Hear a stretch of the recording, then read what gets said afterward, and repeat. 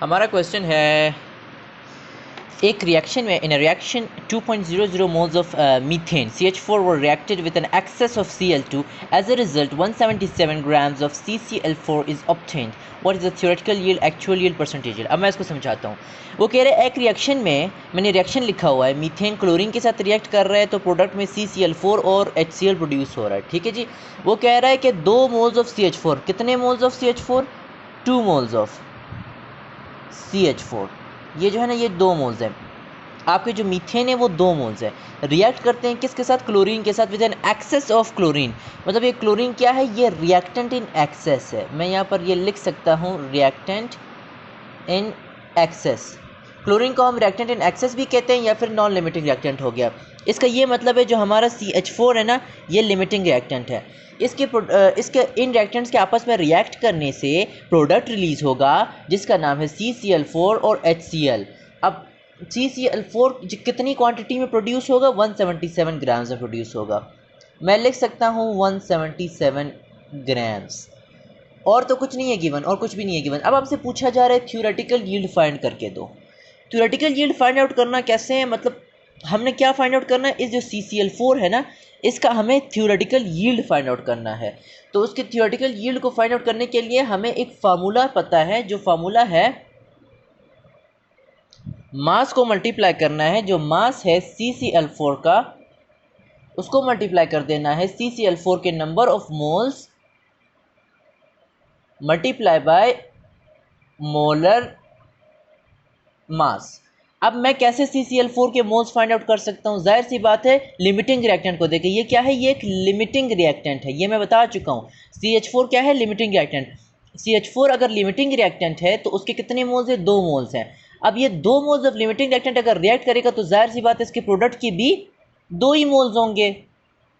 हमने इसके limiting reactant के मोल्स को देखना है, वो कितने हैं? 2 मोल्स है। तो इस वजह से मैंने लिखा हुआ है from 2 moles of CH4 we will obtain 2 moles of CCl4।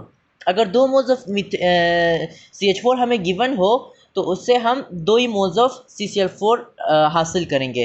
तो नंबर ऑफ मोल्स कितने हुए? 2। अब ज़रा मुझे CCl4 का मोलर मास बताओ। कार्बन का जो मोलर मास है वो 12 है, क्लोरीन का 35.5 है। 35.5 को अगर आप 4 के साथ मल्टीप्लाई करते हो आपके 140 बनेंगे। 140 + 12 = 154। तो 2 को अगर मैं 154 के साथ मल्टीप्लाई कर देता हूँ, ये बनेगा 308 ग्राम्स। तो इसका थ्योरेटिकल यील्ड कितना आया? Theoretical yield of CCl4 is how much? 308 grams. Theoretical yield, मैंने थ्योरेटिकल यील्ड फाइंड आउट कर लिया। ठीक है, थ्योरेटिकल यील्ड फाइंड आउट हो गया और मैं इधर लिख भी रहा हूँ 308 ग्राम्स। ये क्या है? ये है थ्योरेटिकल यील्ड। ये हो गया, पहला पार्ट डन हो गया। दूसरे पार्ट में हमसे पूछा जा रहा है एक्चुअल यील्ड के बारे में। अब एक्चुअल यील्ड कहते हैं किसे? एक्चुअल यील्ड उसे कहते हैं जब लिमिटिंग रिएक्टेंट और नॉन लिमिटिंग रिएक्टेंट आपस में रिएक्ट करके कितनी क्वांटिटी में एक प्रोडक्ट रिलीज होगा, उस टोटल क्वांटिटी यानी उस एक्चुअल क्वांटिटी को हम कहते हैं एक्चुअल यील्ड, जो कि हमारे डाटा में ही गिवन है। देखो ना, वो कह रहा है in reaction 2 moles of methane या CH4 were reacted with an excess of chlorine. As a result 177 grams of CCl4 is obtained. तो ये 177 ग्राम्स क्या है? ये एक्चुअल यील्ड है।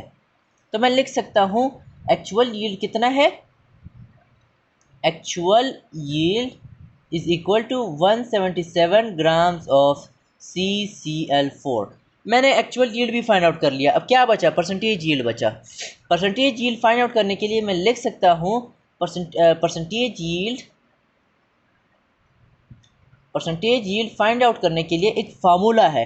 क्या? Actual yield divided by theoretical yield multiply by 100। ठीक है ना। अब मैंने एक्चुअल यील्ड को डिवाइड करना है थ्योरेटिकल यील्ड से और उसके बाद उसको मल्टीप्लाई कर देना है 100 के साथ। एक्चुअल यील्ड 177 ग्राम है। थ्योरेटिकल यील्ड हम फाइंड आउट कर चुके हैं 308 ग्राम्स है। किस चीज़ का? CCl4 का। अब इसको जैसे ही आपको क्विटर साथ मल्टीप्लाई करोगे एग्जैक्ट आंसर आपका आ जाएगा 57.46%। और अगर कोई क्वेश्चन हो तो आप कमेंट सेक्शन में पूछ सकते हैं। अगर कोई भी डाउट हो या किसी टॉपिक पे या किसी लेक्चर पे आपको वीडियो चाहिए हो तो मैं अपलोड कर सकता हूँ। तो फिर मिलते हैं नेक्स्ट वीडियो में।